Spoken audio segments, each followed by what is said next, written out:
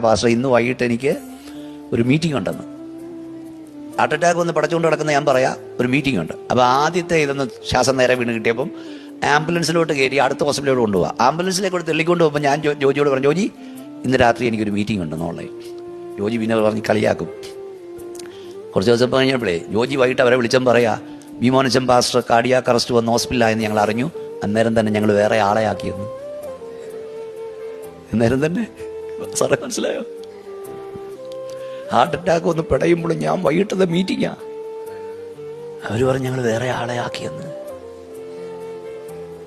ഇത്രയേ ഉള്ളൂ മോനെ, ഇത്രയേ ഉള്ളൂ മോളെ.